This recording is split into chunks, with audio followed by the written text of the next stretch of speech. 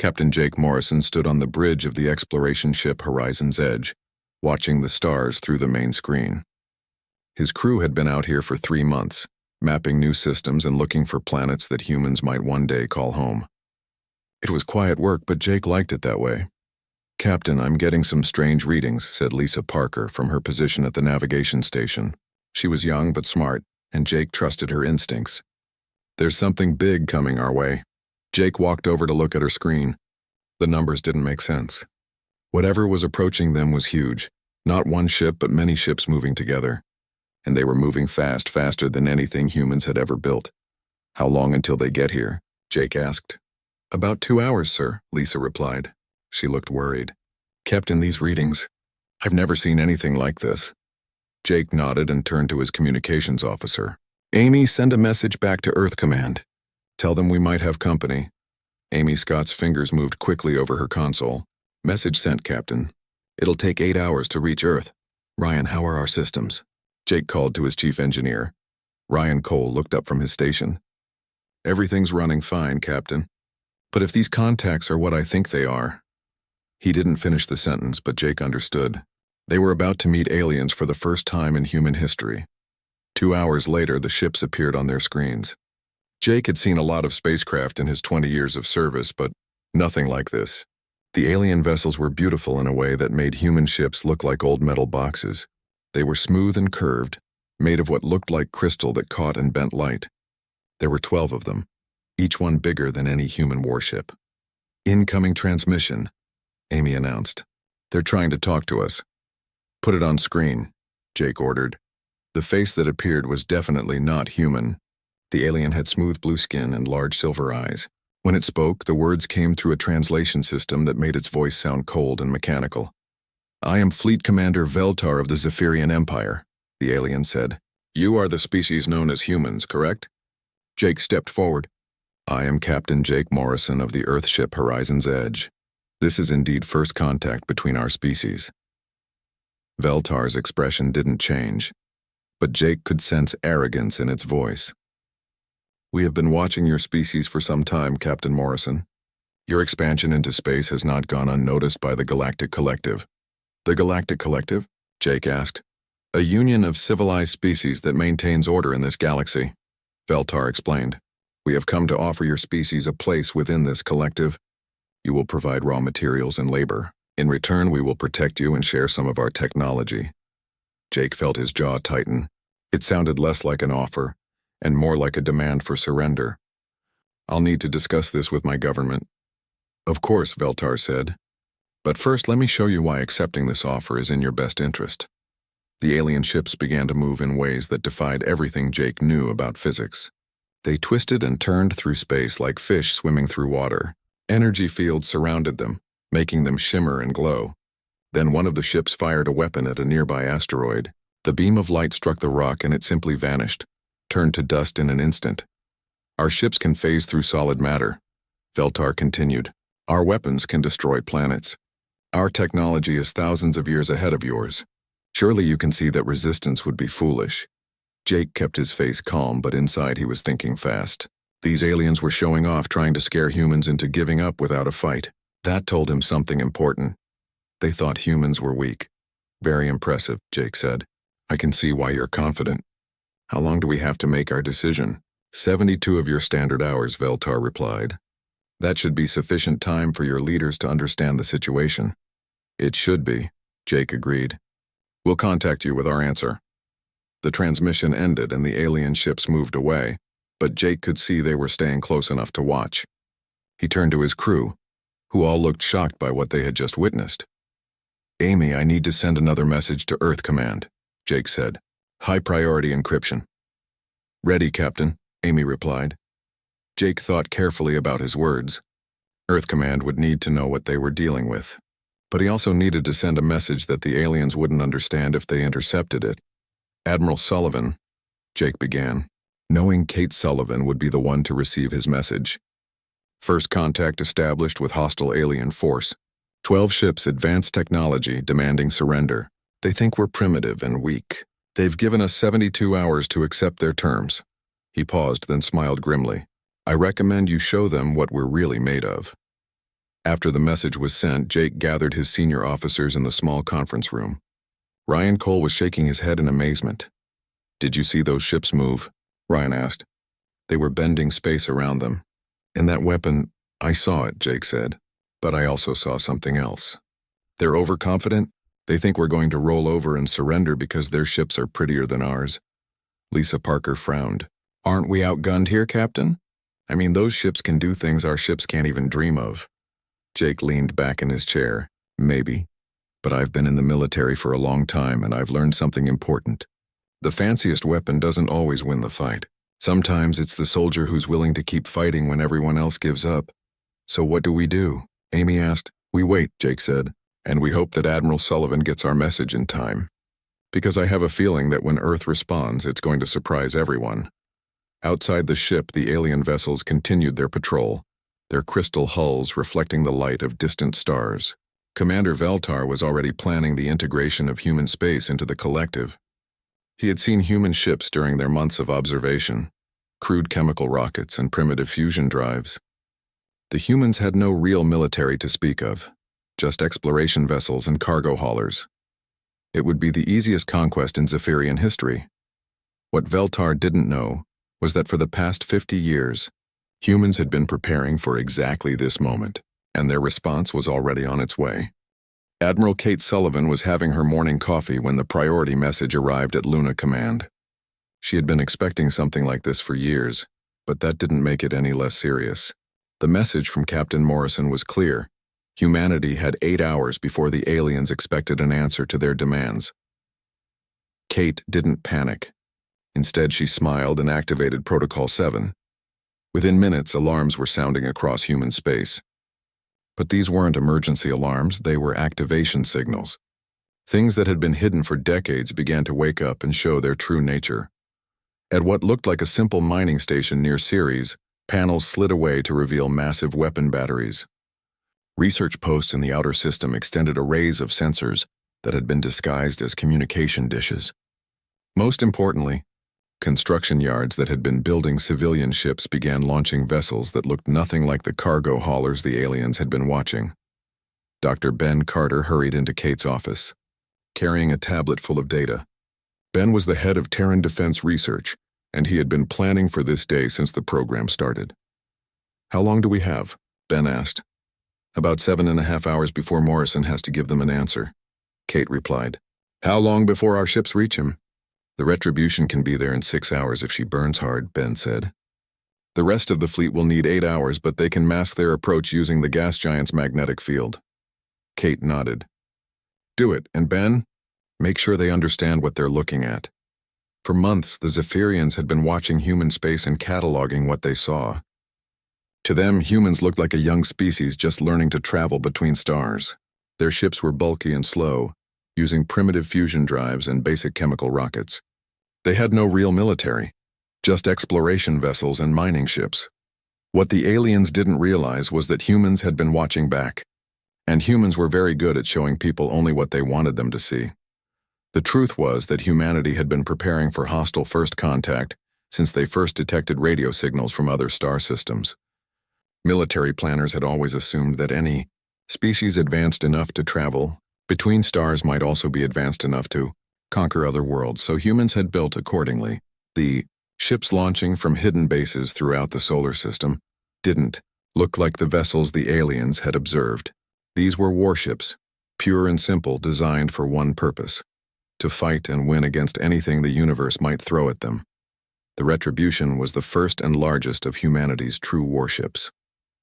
She was 3 kilometers long and covered in armor that was measured in meters, not centimeters. Her weapons were simple by alien standards. No exotic energy beams or phase cannons. Instead, she carried kinetic kill vehicles, antimatter torpedoes, and weapons that worked on a simple principle: hit the target hard enough and it stops being a problem. Captain Steve Logan commanded the Iron Will, one of the Retribution's sister ships. As his vessel accelerated toward the Kepler system, he reviewed the tactical data his sensors were gathering about the alien fleet. "Their ships are fast and maneuverable," reported his tactical officer, "but they're also delicate. Look at these hull scans. Their armor is less than a meter thick in most places." Steve nodded. They built their ships for speed and elegance. We built ours to keep fighting after taking hits that would vaporize anything else. He studied the alien formation. They're fighting the last war, not this one. Back at Luna Command, Admiral Sullivan was coordinating the response. She had 12 ships moving toward the alien fleet, but she also had something else. Information. Admiral, called Lieutenant Commander Sarah Kim from the intelligence station. We've been analyzing the alien transmissions. Their translator is giving us a lot of data about their technology. What did you find? Kate asked. Their ships use energy shields that work by dispersing incoming energy across a wide area. Sarah explained. They're very effective against energy weapons, but they have almost no protection against solid projectiles moving at high speed. Kate smiled. Of course they don't. When was the last time they fought someone who used kinetic weapons? From what we can tell, Admiral, never. The Galactic Collective has been using energy weapons for so long that they've forgotten how to defend against anything else. Meanwhile, Captain Morrison was playing for time aboard the Horizon's Edge. He had opened a communication channel with Commander Veltar and was keeping the alien talking. Your offer is generous, Morrison said. But humans are a curious species. We like to understand exactly what we're agreeing to. Veltar seemed pleased by what he interpreted as human submission. Of course, the Collective has brought peace and order to thousands of worlds. Your species will have a place in this great civilization. What kind of place? Morrison asked. You mentioned providing labor and raw materials. Your species shows promise in industrial work, Veltar replied. Human worlds will supply the Collective with minerals and manufactured goods. In return, you will be protected from the chaos that exists outside our borders. Morrison kept his expression neutral, but inside he was getting angrier by the minute. The alien was talking about turning humans into slaves and acting like it was a favor. I see, Morrison said. And if we prefer to remain independent? Veltar's expression became cold. That would be unfortunate. Independent species rarely survive long in this galaxy. There are many dangers: pirates, hostile empires, resource conflicts. The Collective's protection is not optional for primitive species. Define primitive, Morrison said. Species that rely on crude chemical propulsion and fusion drives, Veltar replied. Species that have not yet developed proper energy manipulation or exotic matter physics. Species that still use kinetic weapons instead of advanced particle beams. Morrison almost laughed. The alien was describing exactly the primitive technology that was heading their way at significant fractions of light speed. I understand, Morrison said. We'll have our answer for you soon.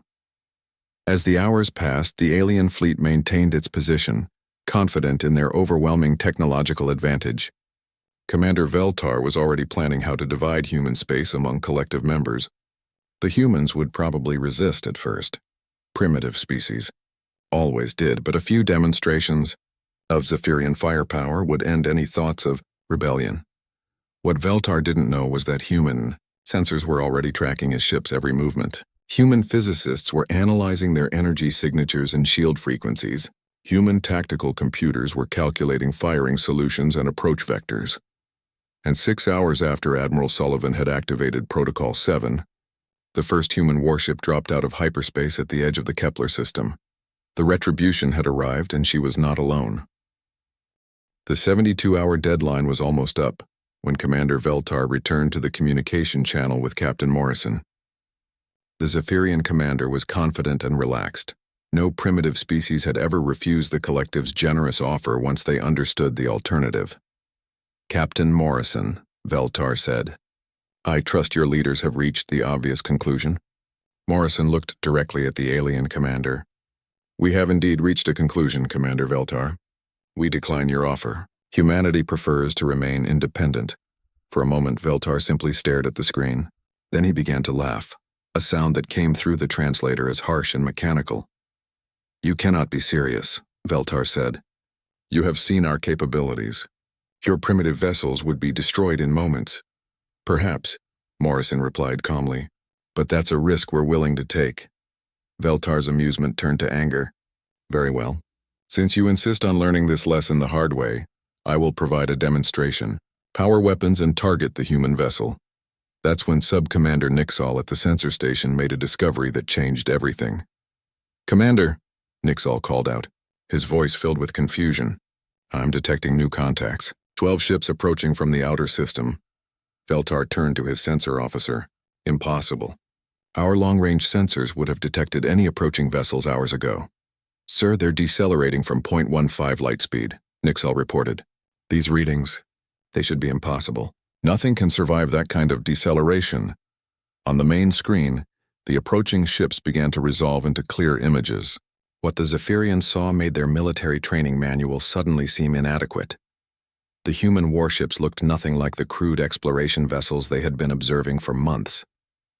These were massive, angular monsters that looked more like flying cities than spacecraft. The lead ship was 3 kilometers long and bristled with weapons that the Zephyrian computers couldn't even identify. Admiral Kate Sullivan's face appeared on the communications screen as her flagship, the Retribution, took position alongside Morrison's exploration vessel. Commander Veltar, she said, you've shown us your fleet. Now let us show you ours. Veltar stared at the human warships in disbelief. Where did these ships come from? Our intelligence indicated that humans possessed no military vessels of this class. Your intelligence was incomplete, Admiral Sullivan replied. We've been watching you watch us for months. Did you really think we would show you our real capabilities while you were deciding whether to conquer us? The Zephyrian commander was beginning to understand that he had made a serious mistake, but his pride wouldn't let him back down. Impressive ships, Admiral, but size means nothing against superior technology. Our energy shields will protect us from any primitive weapons you might possess. Let's test that theory, Sullivan said. Veltar gave the order to attack. Zephyrian particle beams lanced out from all 12 ships, targeting the Retribution with enough energy to vaporize a small moon. The beams struck the human flagship's armor and simply disappeared. The energy that should have destroyed the Retribution was instead absorbed by her hull plating and channeled into her power systems. Human engineers had studied every energy weapon design they could imagine and built armor specifically designed to turn an enemy's weapons into extra power for their own systems. Our turn, Admiral Sullivan said calmly. The Retribution fired a single kinetic kill vehicle. A tungsten rod the size of a telephone pole accelerated to a significant fraction of light speed. The projectile passed through Veltar's energy shields as if they didn't exist and punched completely through his flagship from bow to stern. The Zephyrian ship shuddered and began venting atmosphere. Emergency lights flashed across its elegant hull as its crew struggled to contain the damage. In one shot, the most advanced ship in the Zephyrian fleet had been reduced to a crippled wreck. How? Veltar demanded, his voice now showing the first signs of fear. Our shields should have stopped any physical projectile. Your shields work by dispersing energy, explained Dr. Ben Carter, his voice coming over the communication channel from the Retribution science station. They're very effective against particle beams and plasma weapons. But a solid object moving fast enough? It just goes right through. The other Zephyrian ships opened fire with everything they had. Energy beams, exotic particle weapons, and matter disruptors all focused on the human fleet. The result was the same. The human ships absorbed the energy and returned fire with devastating accuracy.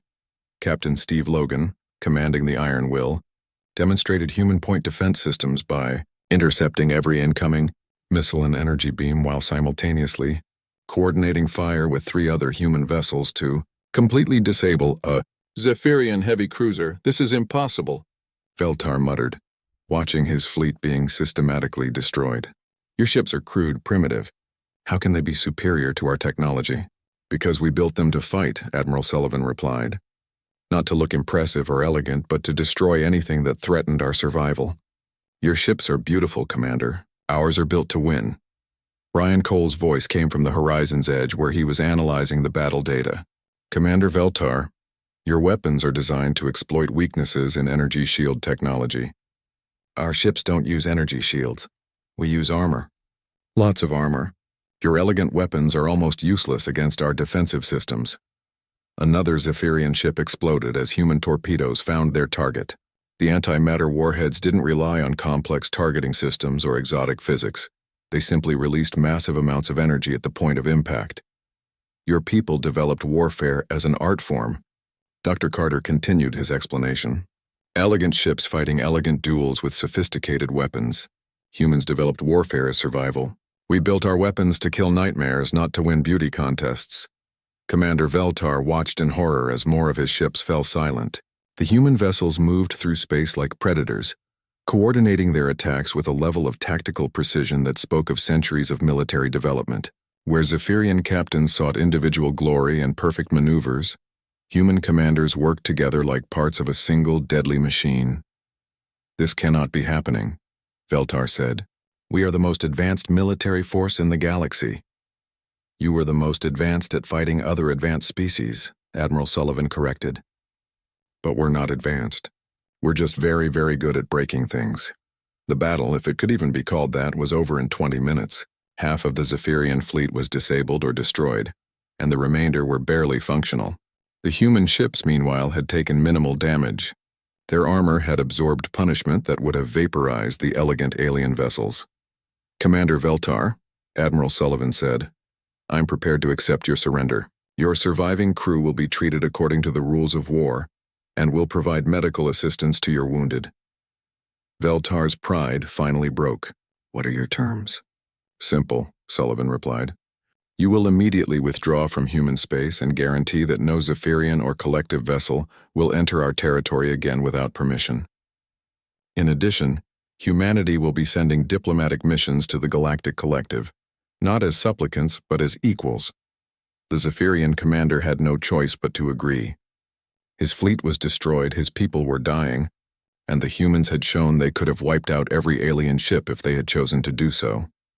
As the surviving Zephyrian vessels limped away from the battle site, Captain Morrison joined Admiral Sullivan on the Retribution's bridge. "Think they learned their lesson?" Morrison asked. Sullivan smiled grimly. "Oh, they learned something, all right. They learned that humans don't surrender, and that's a lesson the whole galaxy is about to discover." What followed wasn't really a battle in the way the Zephyrians understood warfare. In their culture, combat was an elegant dance between sophisticated vessels, where victory went to superior technology and graceful tactics. Commanders earned glory through individual skill and beautiful maneuvers. Humans had a different approach to war. They fought to win, period. As the engagement continued, the differences became painfully clear to the surviving Zephyrian officers. Their ships darted through space, trying to find optimal firing positions and execute complex attack patterns. The human vessels simply absorbed whatever damage came their way and returned fire with brutal efficiency. "Our shields are failing," reported the weapons officer aboard Veltar's crippled flagship. "These primitive kinetic weapons are overloading our defensive systems. How can this be?" Veltar demanded. "Our shields have never failed before." Sub-Commander Nixall, still manning the sensor station despite the damage to their ship, provided the answer. "Sir, their weapons aren't sophisticated enough to be stopped by our defenses. The shields are designed to deflect advanced particle beams and plasma weapons. These humans are using simple mass accelerated to high velocity." On the Iron Will, Captain Steve Logan was explaining the same principle to his crew in simpler terms. "Their shields work like umbrellas," he said.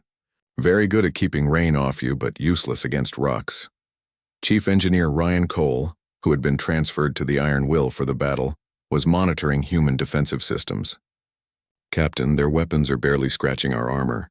Look at these readings.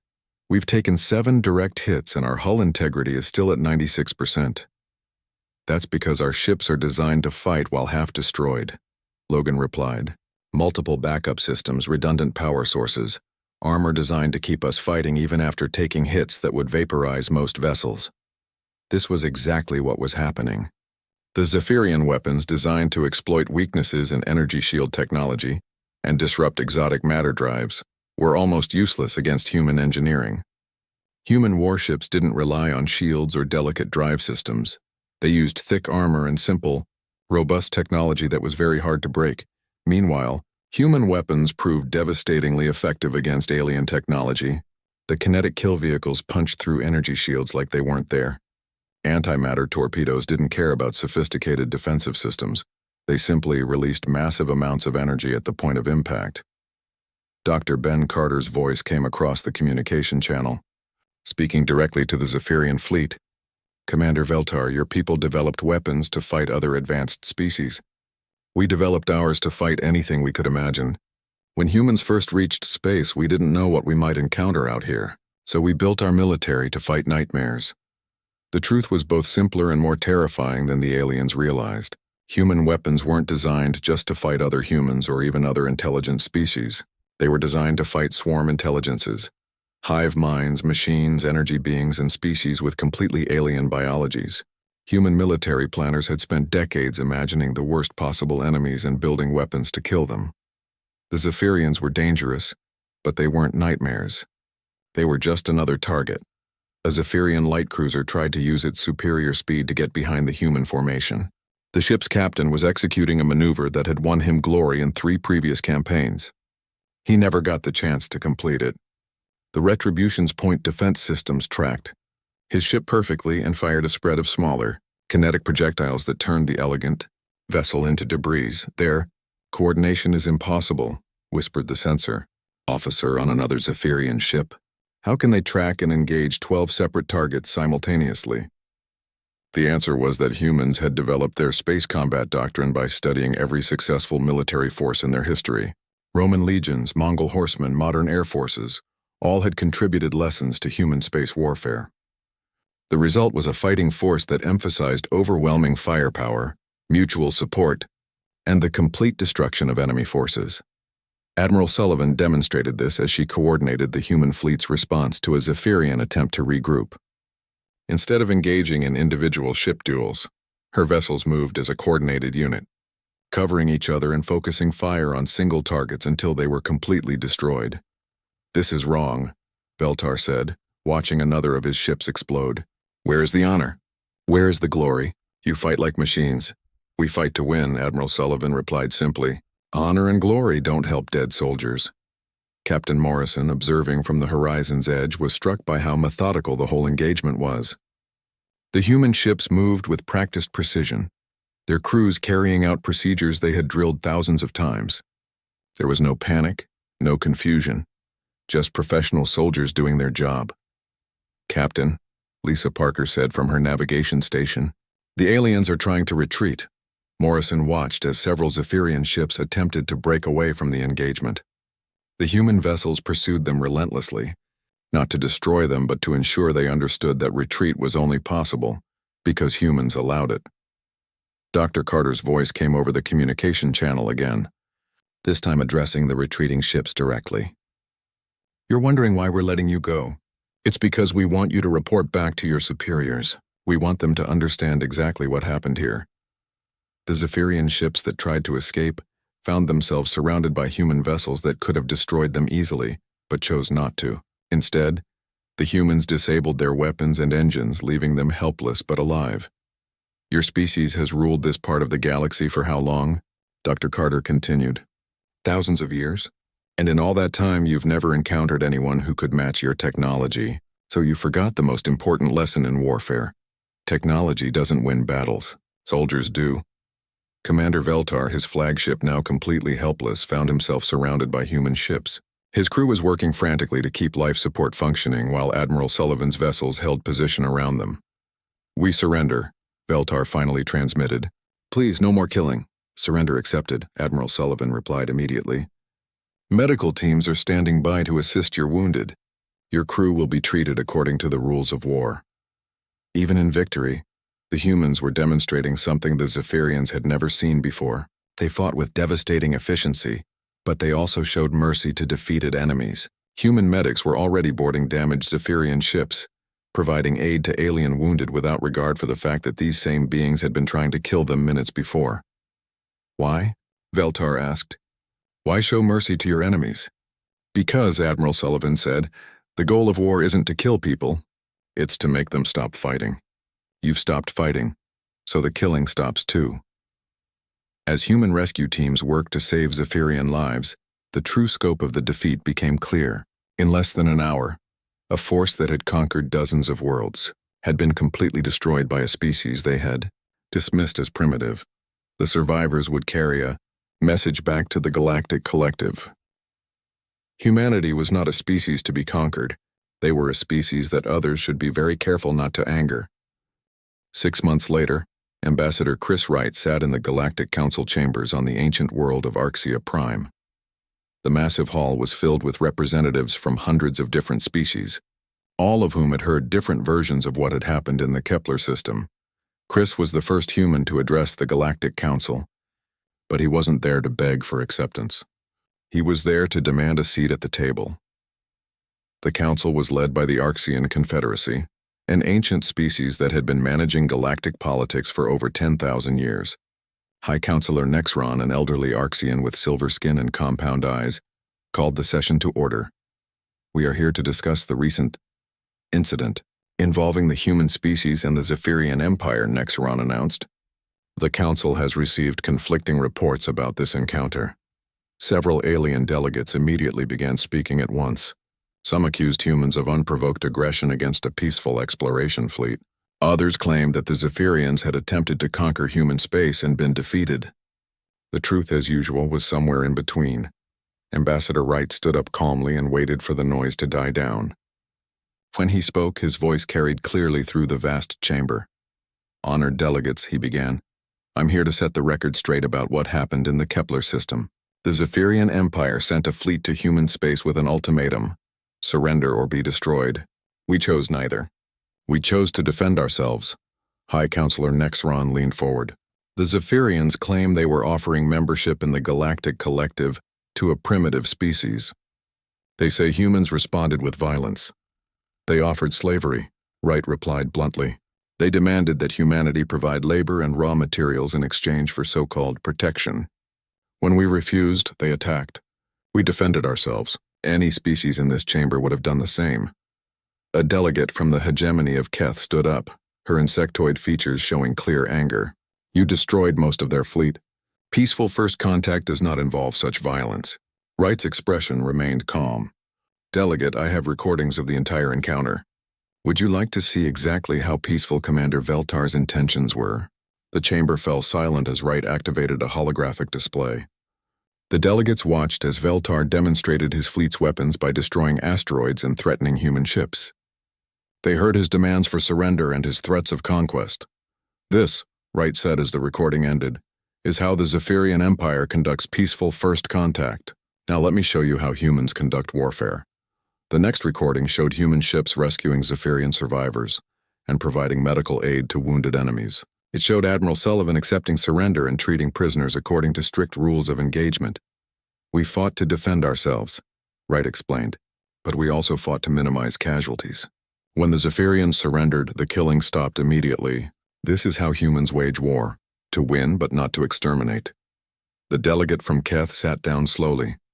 Around the chamber, other representatives were whispering among themselves. Many had expected humans to be either barbaric conquerors or helpless primitives. What they saw instead was a species that could fight with devastating efficiency, but also showed mercy to defeated enemies. High Counselor Nexron studied the human ambassador carefully. "What does humanity want from this council?" "Equal representation in the Galactic Collective," Wright replied. "Open trade agreements based on mutual benefit, not exploitation.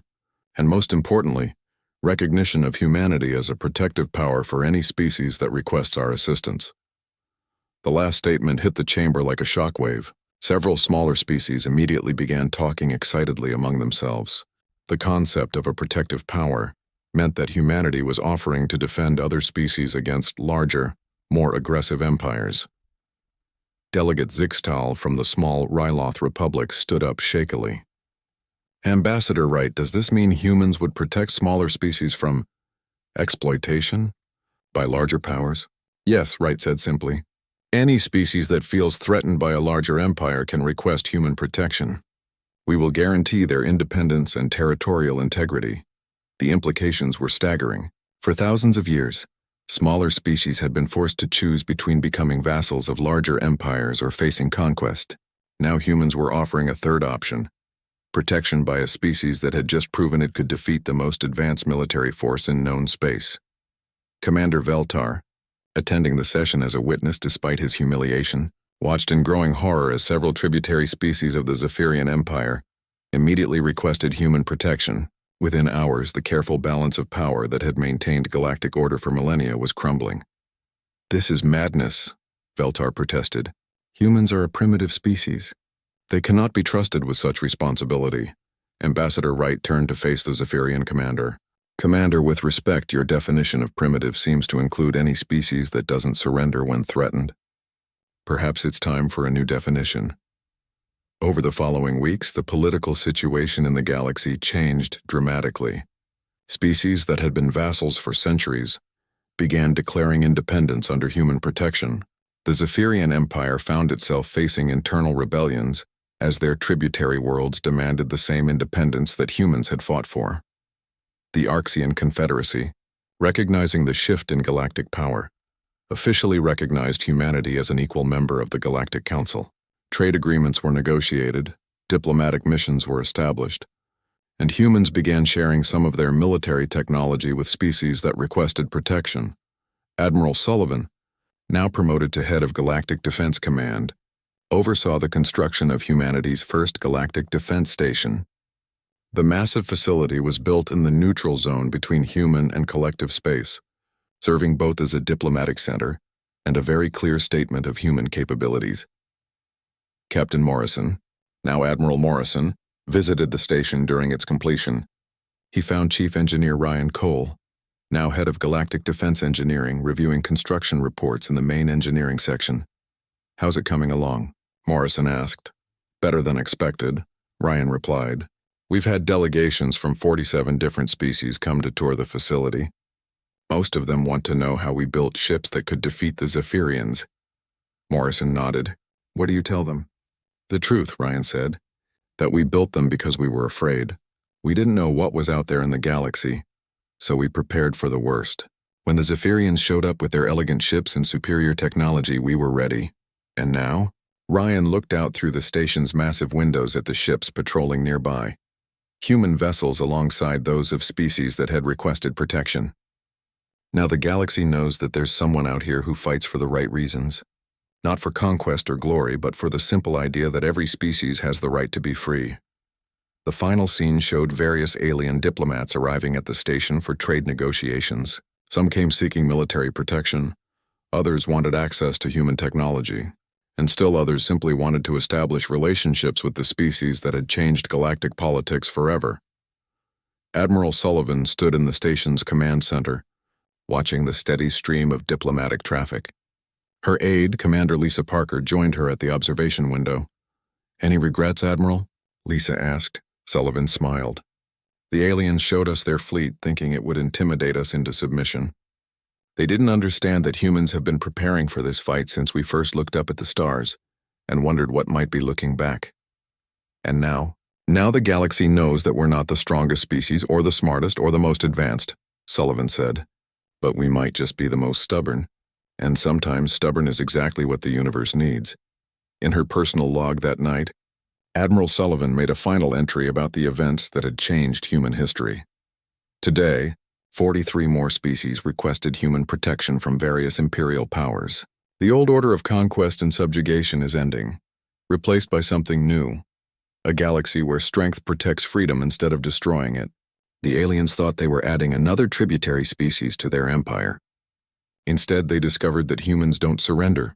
We don't submit, and we don't abandon our allies. The galaxy is learning what it means to have humans as neighbors. For those who come in peace, we offer friendship and trade. For those who come with conquest in mind, we offer a lesson in why that's a very bad idea. The age of human galactic presence had begun, and the universe would never be the same.